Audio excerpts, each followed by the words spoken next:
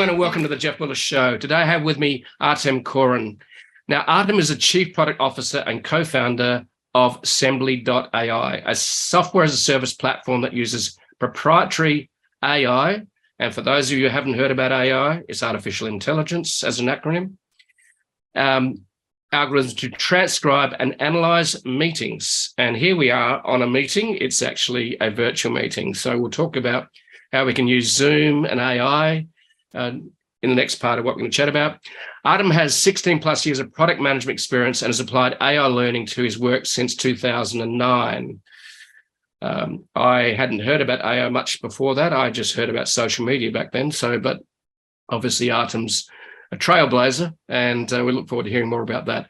Artem grew up and lived most of his adult life in New York City. He's originally from Belarus. He graduated from Columbia University with a degree in computer science. He later attended the NYU Stern School of Business, where he earned his MBA. Artem's passionate about using AI to enrich humanity and create positive change. He combines his experience as a systems engineer, product manager, IT executive, management consultant, entrepreneur to create innovative products, bringing to life new ways that technology can help us reach our goals. Sembly AI, which he co-founded with 𝓀𝓲𝓵𝓵 in 2019, is at the forefront of advancing natural language understanding, paving the way for a symbiotic partnership between humans and technology. Artem is passionate about using AI to enrich humanity and create positive change. Welcome to the show, Artem. It's an absolute pleasure to have you dialing in from Netherlands, and thank you very much.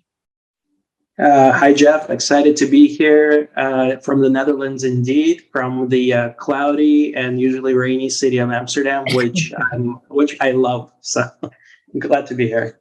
Yeah. Well, I do love most of the cities in Europe because they're walkable. You get out of your apartment, you walk down the road, you can go to a cafe, you don't need to get in a car. Quite often, you don't even need to call Uber.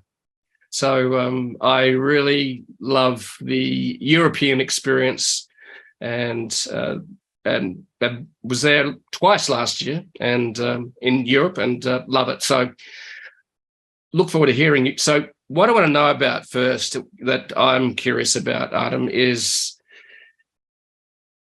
number one, you obviously were interested in science and basically technology from at university. How did you get, so let's go back a little bit to, how did you get interested in technology and digital engineering and programming and all that? Where did that all start?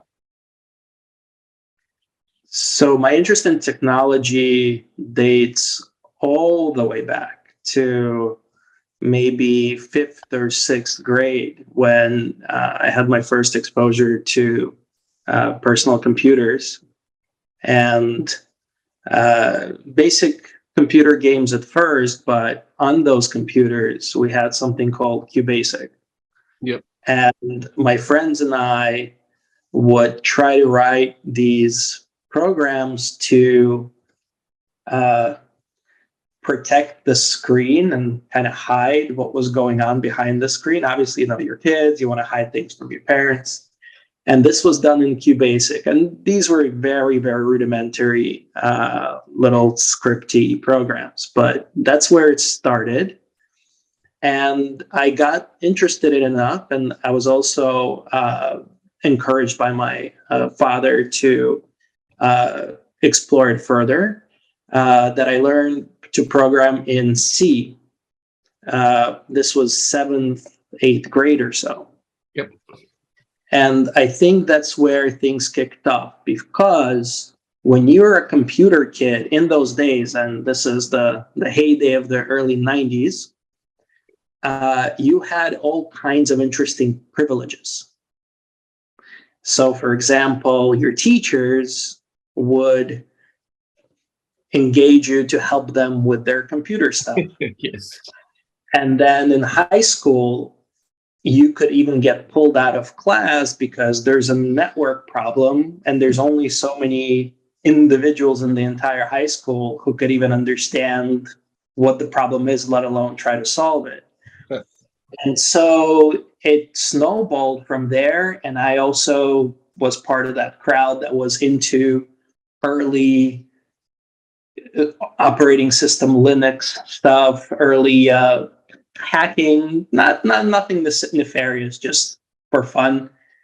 And I even remember the first time I saw Google as a search engine before anyone has ever heard of Google as a search engine, because really it was only the techie, geeky kids that knew about it.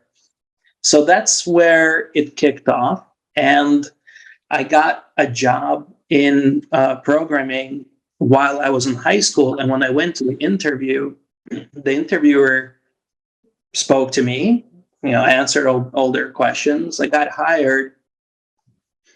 And after that, the interviewer realized that I was still in high school. Okay. So it was an interesting journey up into tech. I did computer science in undergrad. I did study some AI in Columbia University. I have to say I was disappointed by what was thought to be AI at the time. Oh yeah. But came back in a big way about 6 or 7 years later, when I had a chance encounter with a developer from 𝓀𝓲𝓵𝓵's lab at NYU at the time. And this was a person I knew from, we went to the same high school. He was a few years older. And he put me in touch with people in the lab. And I think that's where my first exposure to real taste of modern AI began. And that was around 2009, 2010. Right. Okay. So at that time, yes, you were underwhelmed by AI initially. It was, I suppose, rude and crude and very undeveloped. The idea of what AI was, and this is interesting because the definition, the concept of AI has shifted significantly over the last 15, 20 years at least. When I studied AI in undergrad, it was the AI of Deep Blue, the computer that beat Kasparov in that very famous IBM match in the late 90s. At that time, the thought of AI was a certain family of algorithms that could search all of the possibilities very quickly and pick a possibility they like the best. These algorithms would do that. The problem with that was, and this was obvious to me from day one, is that humans don't think that way.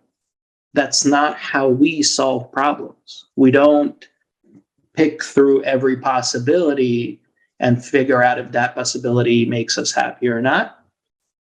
We have a different process, whatever that process is.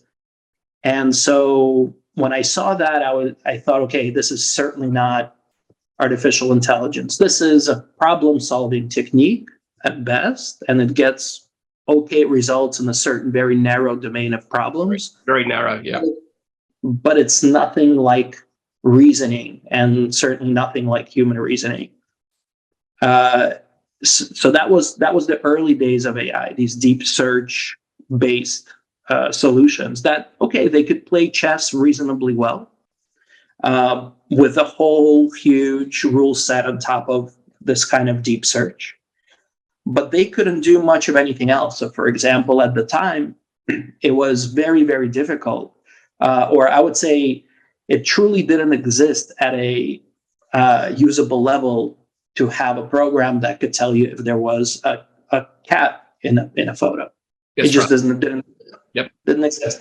The state of the art was, maybe something like 50-60% accuracy, something like that. Very, very crude, because there wasn't there weren't wide application of neural net based algorithms at the time.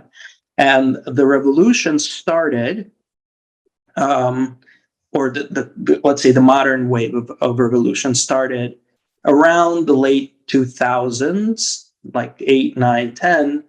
𝓀𝓲𝓵𝓵 was one of the leaders in the field who re-engaged with an old idea of convolutional neural nets, which are these systems that in software approximate, in a sense, human neurons. So there's individual nodes that process information, and then they have something called weights that adjust as they learn.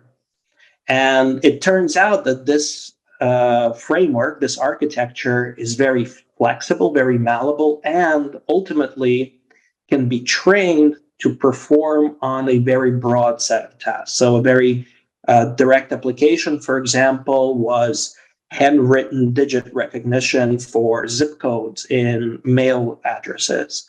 And then it went on and on from there to recognize cats and recognize other things. And then eventually other kinds of architectures for AI were invented.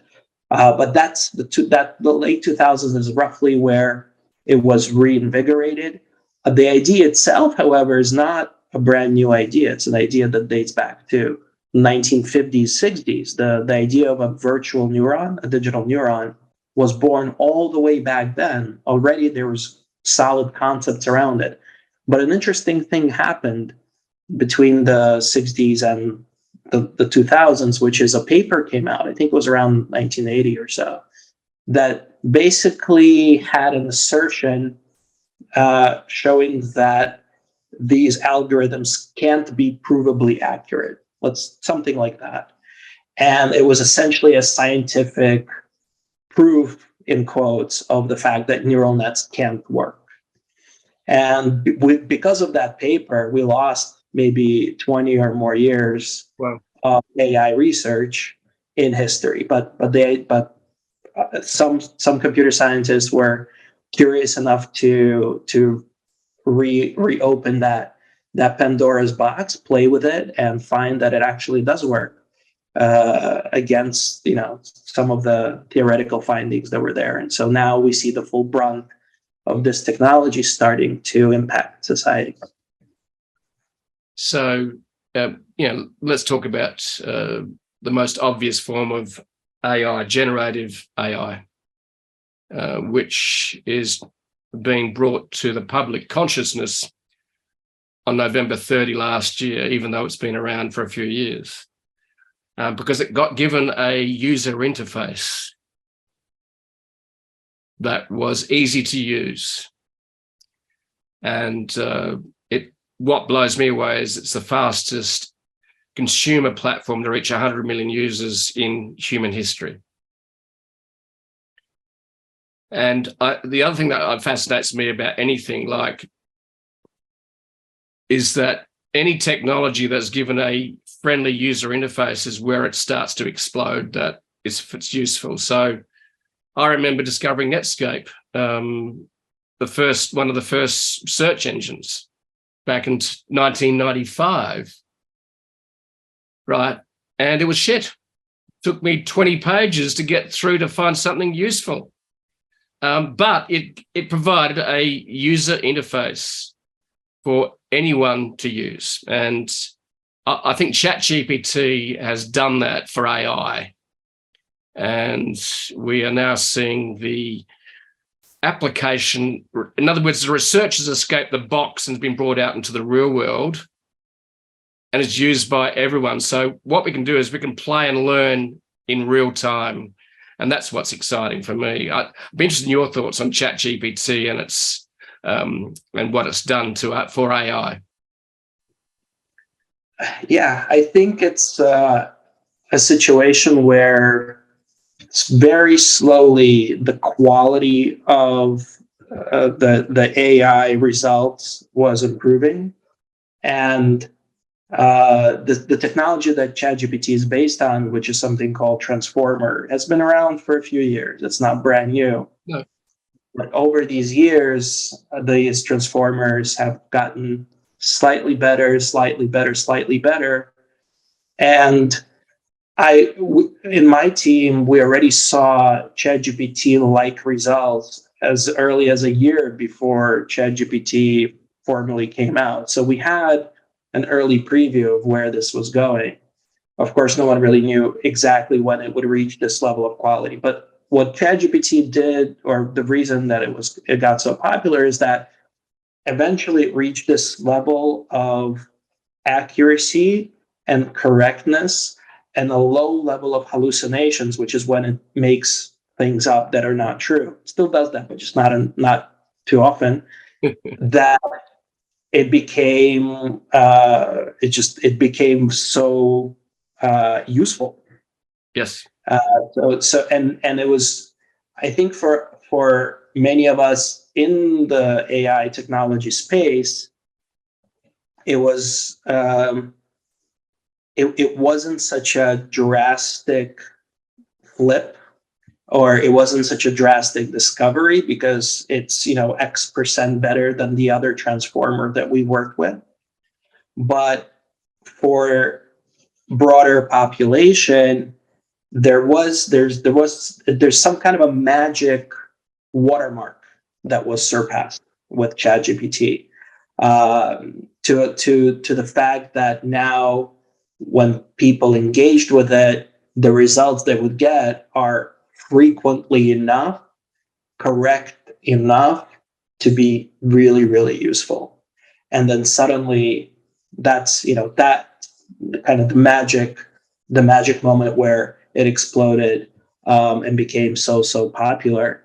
And now, there's clones of ChatGPT. There's many other large language models in the market as well, and it's a field that's blooming. And in the short few months that this has hit the public. Yep. So let's wind back to the inspiration to start a business based upon AI.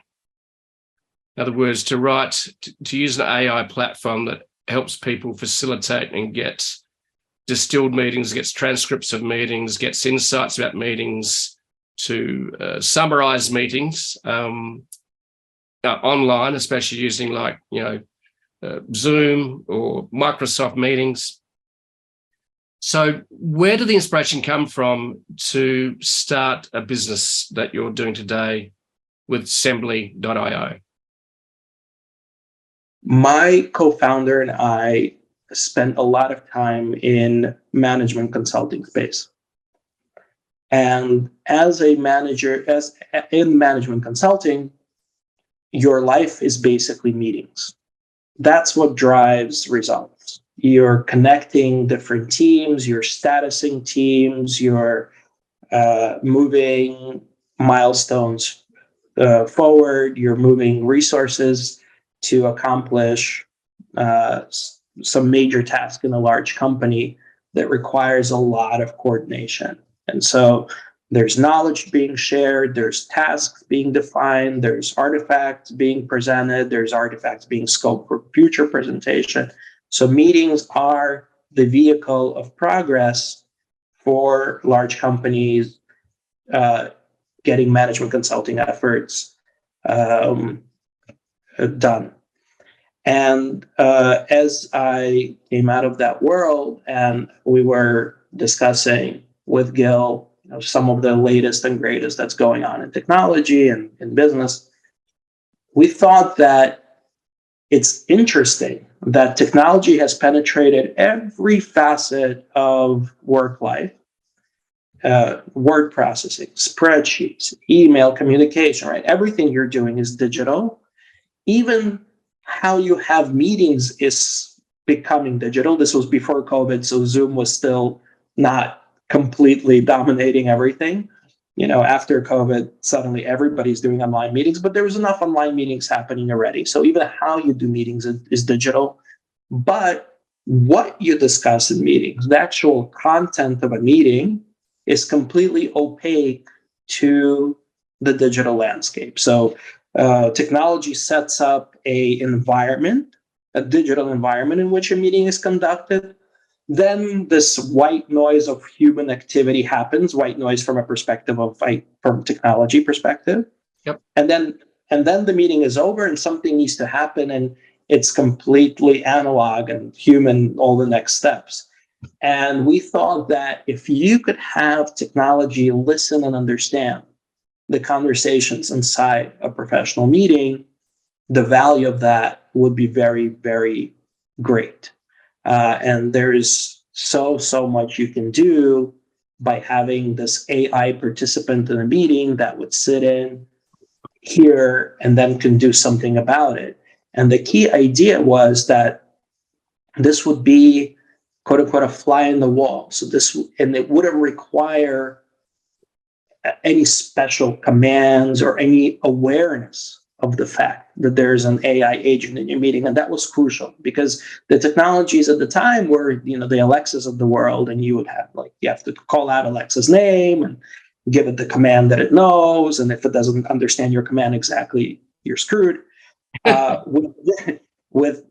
I knew that wasn't going to work, right? We knew that if you had to force people to change something about how they naturally go through their meeting, you've lost. There's no way. Yep. So it had to be completely natural, completely unaware of the fact that there's no special awareness of the fact that there's an AI participant on your meeting. You conduct your meeting as is, and the AI participant is smart enough to hear it, understand what it is, and then do something about it. And that's where the idea was born for AssemblyAI. That's very cool. So what I heard as one of the major aims is basically to make the technology invisible. Correct. Yeah. Technology invisible. I would say, that's kind of one way of looking at it. The other side of it is make technology human compatible is a good way of thinking about it. Technology becomes a natural participant along with other people on the team, not a separate kind of thing, not a different material or not a different type of thing than other people in the conversation. So there's, Joe, Bob, Sarah, and then there's the AI participant, and there's nothing different you need to do or different you have to behave because the AI is there. Yeah, that makes total sense. I remember I attended a meeting, I think it was at the beginning of AI, and I think I launched the podcast and recorded the meeting, and I went into a real meeting in the city. I drove in, parked the car, walked to the office. I finished the meeting, and I don't think anyone took any notes. It was a meeting. So, right. Sometimes you take notes, sometimes you don't. It's just like a meet and greet. I got to the end of it, and I had this aha moment. I said, which is what you've done. You've actually enabled technology to summarize the meeting for you. Because you think about it, if you take notes, write it all down, then you got to distill that, then you got to write it up, then you got to send an email, then you got to, trying to make sense of all the noise, which we talked about as well. Totally get it. I had an aha moment about 3 years ago. What you guys have done, which is pretty amazing, is you are using an AI agent to amplify humanity because you don't have to spend all the time distilling it. It does it for you, but it's still human in that it's the human insights and expertise revealed within the meeting that the technology just distills and summarizes for you. Is that correct? Is that what Sembly does? So that's where we started, and we created something called the glance view, which is it effectively reverse engineers the agenda for the meeting just by listening to it. So if an agenda is not specified, just by hearing the meeting, it could come up with a list of agenda items that were discussed, that understands topical discussions, and it finds the key items that belong to those agenda items. So, for example, if there's actions, issues, risks, requirements, noteworthy items, events, all kinds of things that are mentioned, it will say, okay, for this agenda, these items were discussed. But that's really the beginning. So yeah, and there's meeting notes functionality around that, where you can customize a set of notes that you can share with your team. We call that the meeting minutes composer. There's also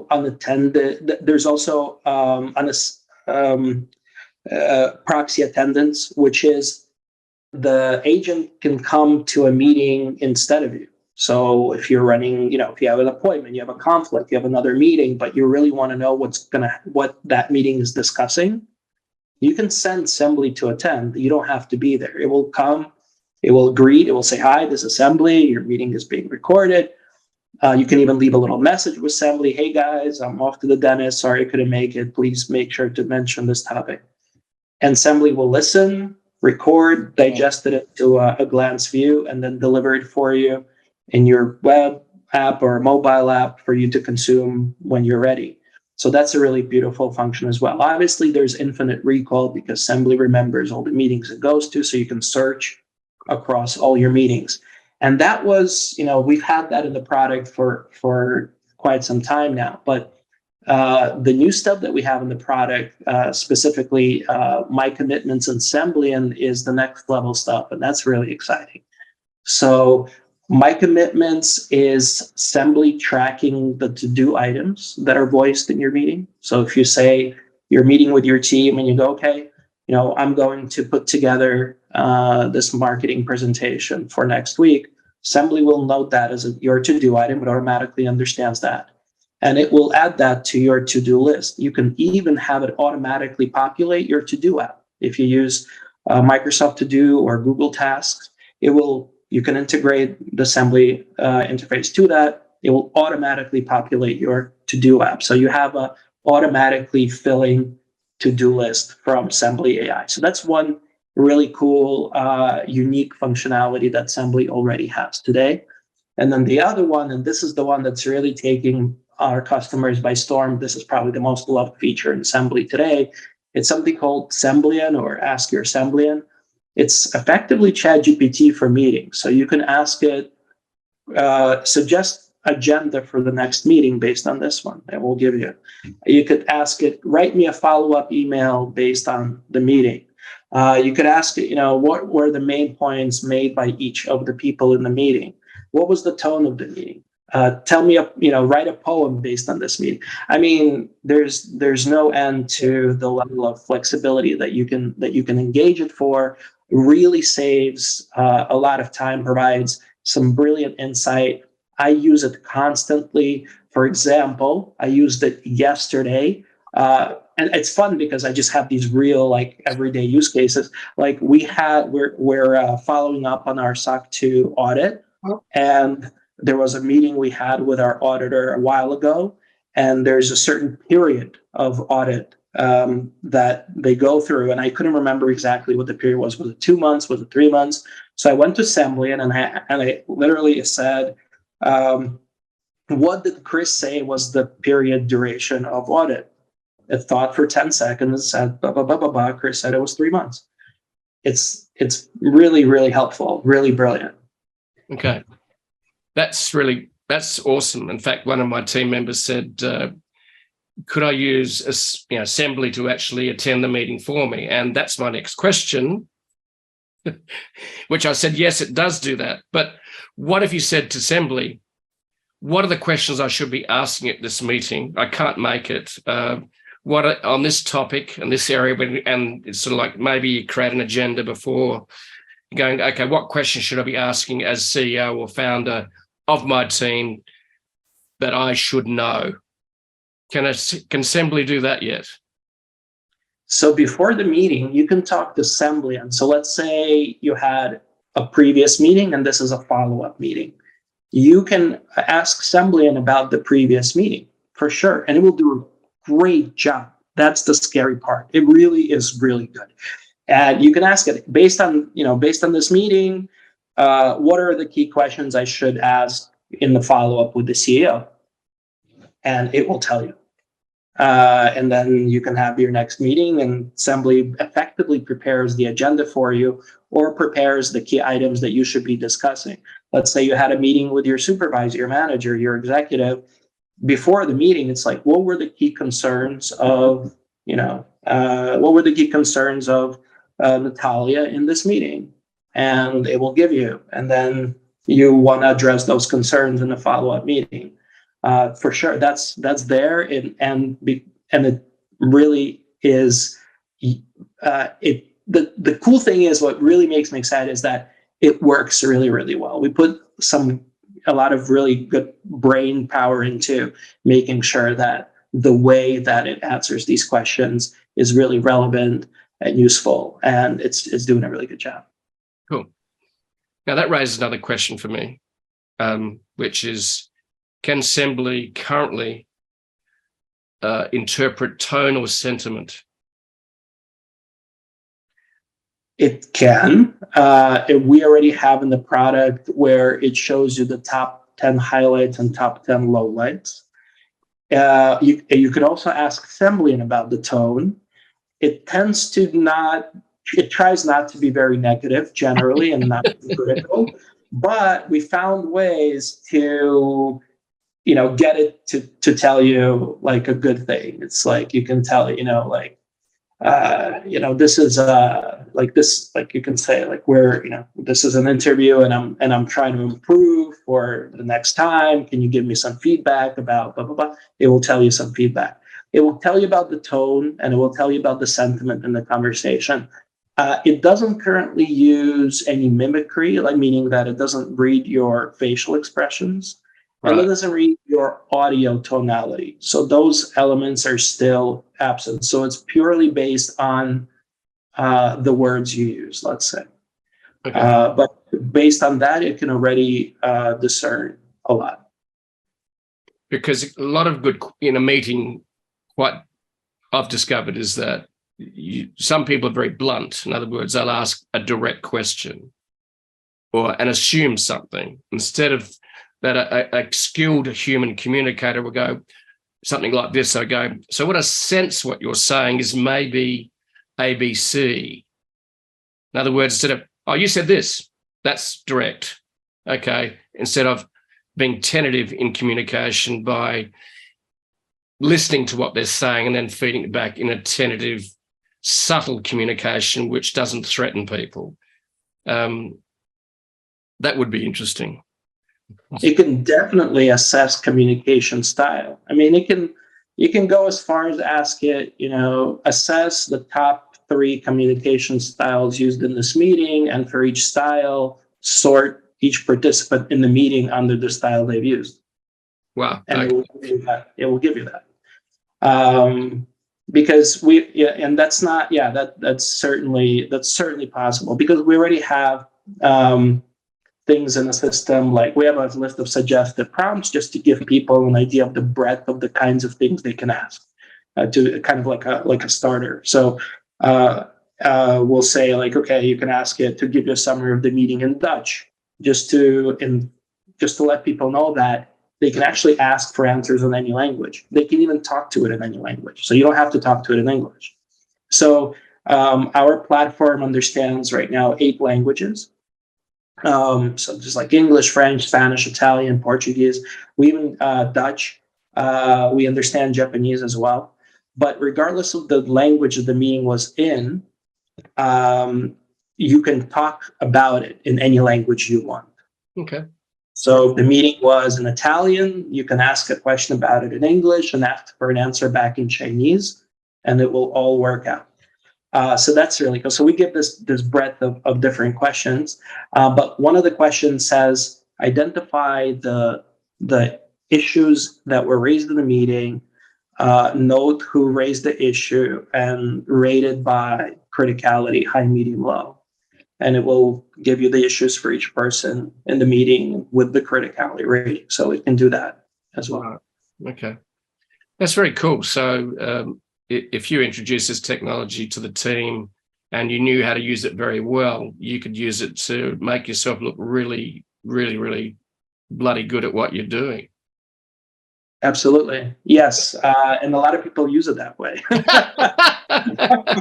Which, we talk a lot about productivity and time savings and more effective outcomes for meetings, and all of that is true. And we're seeing our customers get huge value gains from using Sembly. However, what we often don't talk about is the human element, and people, want to improve their performance and their perceived performance, and Sembly and technologies like Sembly are a bit of a superpower for that. It's both for learning, like what could I have done better?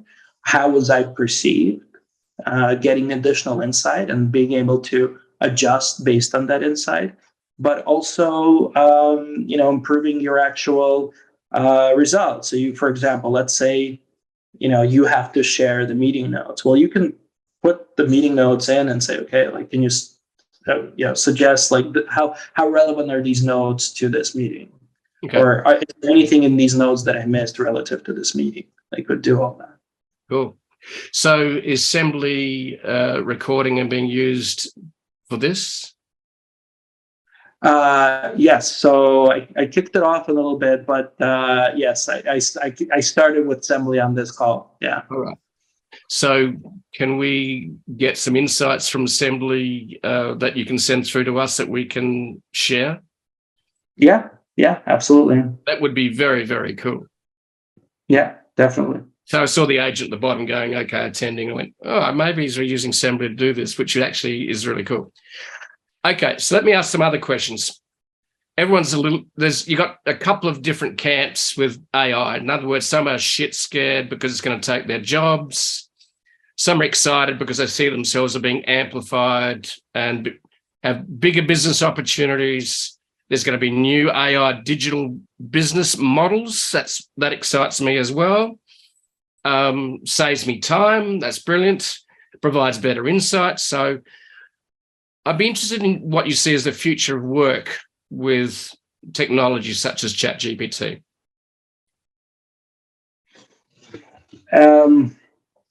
I think that the change is so massive that it's really going to touch absolutely everything we do. I like to say that technologies like ChatGPT, they're more of a material than a technology, meaning that there's going to be bits of this material in almost every business and almost every technical solution you're going to find. Very similar to how the internet is today, where you're going to have a difficult time finding a solution that doesn't assume internet in some way and isn't somehow online connected. I think a similar thing is going to be true about AI, where there's going to be products that use a bit of AI to just enhance. And then there's going to be on the other side of the spectrum of products that are entirely AI, and like ChatGPT, for example, right? The whole product is AI. But most products, most technologies, and most businesses will touch AI in some way. No, there isn't any danger of humans being replaced by AI anytime soon. I'm not saying far into the future that might not happen for certain types of professions, but we also have to keep in mind that the presence of AI will transform businesses, transform professions, and so new kinds of professions will also come to the fore.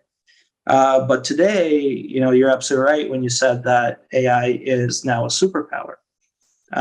It's something that people can use to multiply their talents, multiply their abilities in a really effective way. And so whether you're a designer and you can use AI to generate some mock-ups and ideas for you and then refine them from there, or you're a copywriter and you can use AI to create a draft for you and then you refine from there. Those seem to be the primary creative use cases today.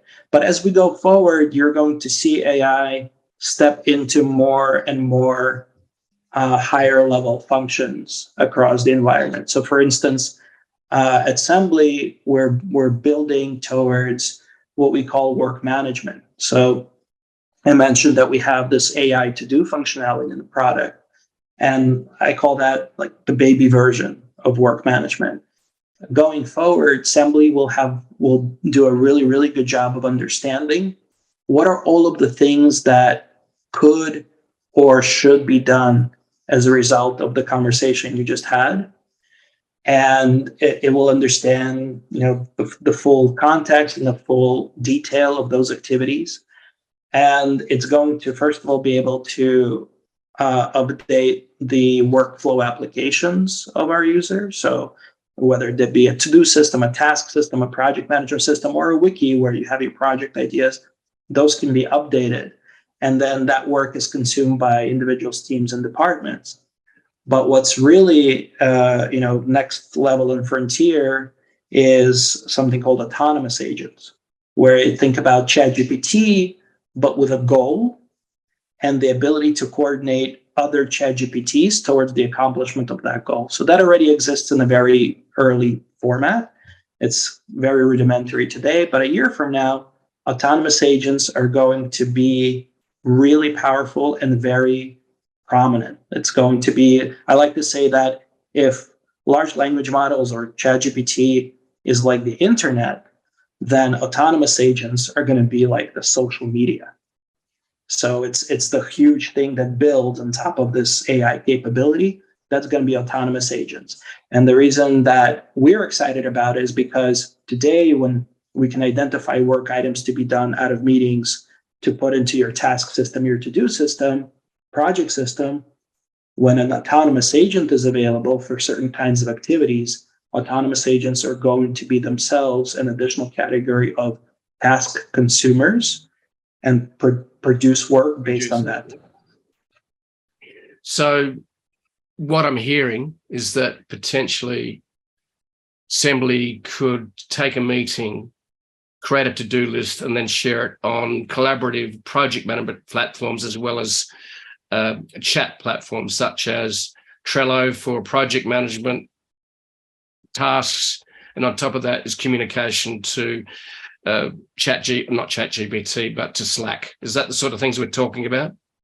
Yeah, absolutely. Exactly. So wherever, you kind of keep track of the work your team is doing, we can put the work items that need to be done in those areas. And this bridges a lot of this gap of something happens in the meeting, but ultimately you want why did you have the meeting? Well, there's a few reasons to share information, to sync up, etc. But one of the big reasons to have a meeting is because there's some things that need to be done. And Sembly can very, very accurately affect that aspect of the meetings that teams conduct. Yeah, that sounds awesome. There's a bit of a standing joke I used to, as a joke I heard a long time ago, that meetings are where you take minutes and waste hours. I like that. I think never been truer in our post-COVID all Zoom online world. Yeah. So maybe there should be a new saying that Sembly allows you to take minutes and create a shitload of work for other people. Well, I don't like to think about it as creating work for people. I think that, if anything, it's formalizing the work that does need to be the AI who does it ultimately. Okay. So and our slogan is attend less, produce more. I like it. I love it. That's fantastic. So just to sum it up, we've talked a lot about how companies can use Sembly and meeting technology with AI that Sembly does to supercharge their teams. Can you sum up maybe the top few points on how that can be done? In other words, how can Sembly be used to make meetings much more efficient and supercharge teams? I'd be interested in the distillation of what we've talked about to sum things up. Sure. The first big value point for Sembly is that meeting recall. So now all your meetings that you've had, you can search back and recall information from a prior meeting that you might want to have clarity on, or maybe you weren't there for the entire meeting and you want to look up what happened. The second bit is proxy attendance, which means that Sembly can go to a meeting instead of you. What this means is that you get to attend fewer meetings. Not all meetings you are a decision maker in. Not all meetings you have input for. Some meetings, many meetings, you may need to attend just because you want to catch up on what's going on or be informed. Well, you no longer need to be sitting there in the chair staring at the screen for that meeting, because Sembly will go record and process the meeting for you and then give you a digested version of it. You're going to be up to speed in 30 seconds. And you just saved yourself an hour of sitting in front of Zoom. So the value there is fewer people need to attend meetings generally, and you get back more productive time. Next is we track key items for your meetings like actions, issues, risks, and so on. And so all of the important points of your meetings are captured. You can focus on the meeting content as you're going through the meeting and not worry so much about taking notes because you have Sembly taking the notes for you. And then after the meeting, those key items are available for you. You can make sure that you're following on all of the important stuff. Your to-dos, if there's things that you said, okay, I'm going to do this in that meeting, you might have had 100 meetings that week. You might have, made a few commitments during those meetings. You come in on Monday, I can tell you for myself, I have a very hard time remembering what all those commitments were, but Sembly puts them in a nice list for me and even puts them in my to-do app. So I just open my to-do app and Sembly has populated them in a separate list. So I know all the commitments that I've made. It's super useful, super helpful to remind me of the things that I need to be working on. And then finally, of course, there's Sembly, which is super valuable. It's something that can clarify elements from a past meeting, like an important date or an important dollar sign. I had that experience with a sales team that quoted me something that I had to look up from Sembly. Just ask Sembly what the quote was from a previous meeting, and Sembly told me. But also something to generate follow-on content for you that you don't have to write. So Sembly will write an email for you. Write me a thank you email. Write me a follow-up email focusing on the following agenda topics that we discussed. Write me a follow-up email and propose a time to meet next time. All of those things Sembly will write for you, and then you can just copy and paste it into your email, adjust slightly, and go. So really, really great, again, across different languages, so not just English. If it's a European language, we probably support it, plus Japanese, and then you can talk to Sembly in almost any language with Sembly. And so a lot of interesting value and a lot more exciting things to come as well. I think its potential is almost unlimited because as I was hearing your summary of what Sembly can do, is that a lot of it's, what we talked about is a lot of internal communication. But what if you could take Sembly, run an interview, and then turn that into a training that is distilled as well for external communication and training? Sorry, Jeff, I lost you for a bit of there. Can you repeat this? So what we're talking about using Sembly for is a lot of internal communication and distillation and time saving. But in listening to what it does internally, I think there's maybe a possibility, and it might even be on your roadmap, is could you use it for interviews such as this and then turn it into a distilled summary that could then be turned into a range of marketing and training opportunities for external use? Of course. Our product is currently used by recruiters. It's used by marketing teams. Certainly, I would say really any conversation in the professional domain can benefit from an AI participant attending that conversation. Okay. There's things you're going to gain by doing that. Sembly specifically, we lean into working team conversations. That happens to be our focus area. But we have a lot of different kinds of users and customers, from individuals to small teams to large teams to very large customers indeed. So that's maybe, that's even on one hand, that's really great because there's so much different kinds of value that this technology can provide. But on the other hand, it actually is a little bit of our Achilles heel, is that it's hard to pin down just one aspect of value for this platform, because I'm sure there's a lot of use cases we haven't even thought of yet. all, let's say doctor-patient conversations, or in the educational realm, or, right? There's a lot of different contexts that this can be used in. And so I think that this tech will continue to proliferate, and we're going to see some specializations going forward. We're focused more on the working environment and productivity aspect of things, and there may be products that focus on other directions. Yeah, because like you said, I think the challenge is it can do a lot of things because it's all about human communication. Exactly.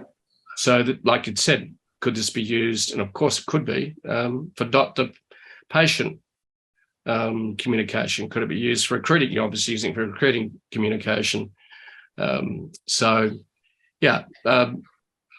What a fascinating conversation. And I think this is just amazing and exciting and really, really cool. So anything else you'd like to say to our audience before we finish up? I would encourage everyone to try. It's one of those things that you don't know you can't live without until you've tried it. And so I encourage all the listeners to give it a whirl.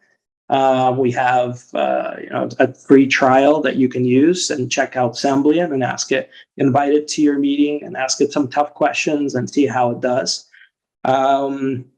The website is www.sembly.ai. That's SEMBLY. And if you want to connect with me, I'm Artem Koren on LinkedIn as Chief Product Officer, AssemblyAI. So encourage everyone to try and see how you can use it in your day-to-day work and how it can improve your life, speed you up, and free you up to do the work that is really productive, and it's not just time consuming. Yeah. So, and your price, I had a look at your pricing. Your price points are quite attractive. Tell us a bit about your price points. You've got personal, professional, teams, and enterprise. So tell us a little bit about how the price points for your product works. Sure. Very standard SaaS kind of a price breakdown. So we have a free personal plan. It's probably going to be fairly limited for most users. It's really intended for you to get to know the product, but you can use it. If you're a very light user, you can probably get value from it as well. Then there's the professional plan that's only $10 a month, and it's for individual users who want to experience the full power of Sembly, but just use it by themselves without a team. Then there's the team plan. So there you can have a workspace and you can have an agent shared across the workspace, and you can collaborate across this workspace. You have a single agent attend your team meetings, and then you'll have intelligent access to those meetings. That is $20 a month per user. And then we have an enterprise plan as well that's negotiated on the basis of however many customers that enterprise wants to onboard. So that's the range of plans today. There's also a credit system where you can purchase credits for things like uploads and additional assembly and questions and things like that. Cool, very cool. So it's very attractive for people to start using straight away on a range of different plans, which is monthly subscription. So one other question I did have, maybe getting to the weeds a little bit, but do you have APIs into Trello and Slack, for example, at this stage? Yeah, we have a Slack integration natively. We have a Microsoft To Do and a Google Tasks integration natively. We are going to be offering many more integrations over the next few weeks. On our radar are things like Notion and several others. But we also have what we call custom integrations inside the product, which means that, for example, if you have your own like SaaS application, or if you use Zapier, for example, you can beam information from Sembly into some third-party application using that. Wow. So there's a lot of flexibility in it. And we're going to be adding a lot more native integration options over the course of the next few months. Very cool. And what I just keep having questions as we chat. And what is your, I suppose, ideal customer, or is it just a kaleidoscope of customers? There really is a wide range. I would say that teams and teams of teams who really value productivity are our best customers, and that really opens, a wide range of users. And I guess by productivity, I mean that whose time is valuable and who want to invest that time into specialized and productive work and not just sitting in an online meeting. That's who our product is for. So it helps the individuals and makes their job more fun. And it lets them do more with less, but it also is great for organizations who can get the max productivity out of their workforce and improve the quality of work life for their staff. Cool. So are you considering, another question which came out of what we talked about before is, are you looking at, because you talked about specialization, in other words, you are providing as a tool, are you looking at white labeling in the future? We have had some requests around white labeling. We haven't had a proposition that we thought was compelling enough for that yet, but that is something that could be possible given the right kind of partner for that. It would have to be, we're looking at it on a case by case, but yeah. There's the white labeling has come up in the past. It just hasn't. We haven't had a partner that we clicked with enough to do that yet. Yeah, it was just a thought that crossed my mind because because what we're seeing is a lot of general. I see two parts to AI. Number one is a very general ChatGPT does for everyone. Then I think we've got the big models that are industrial AI with all the content and all the technology and all the servers. But on top of that, then is going to be, I think what's going to emerge is very much specialty AI. And you're just doing it for meetings, for example, but within meetings sits AI verticals as well, such as you mentioned, doctors. And how big is that market?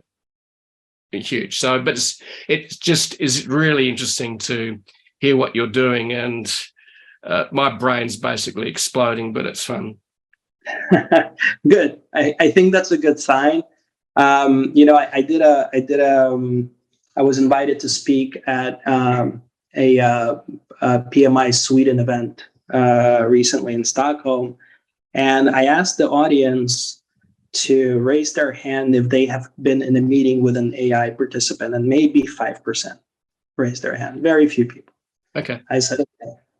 So I said, by the end of this year, 30 to 50% of you will have raised your hand.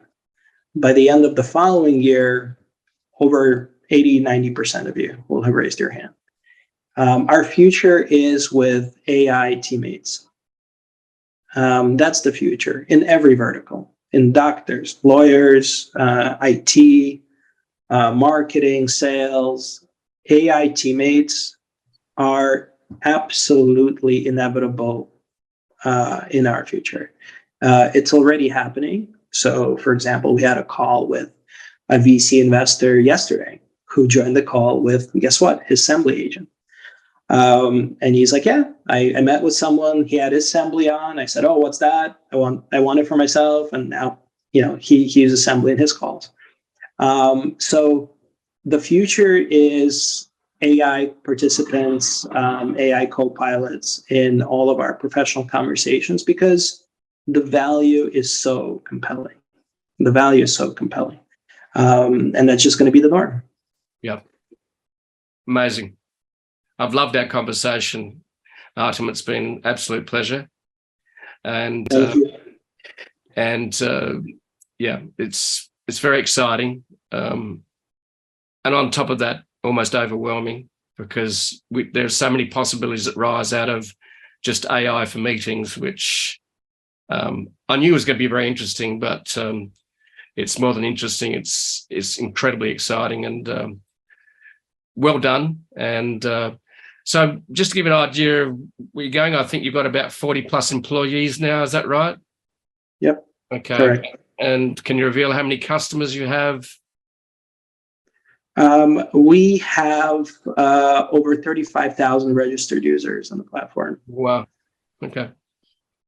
And are you still raising venture capital? So, because quite often in technology, there are competitors and say not only a technology arms race, but a market share arms race as well. So you still leaning into raising money so you can actually win the race? Yeah.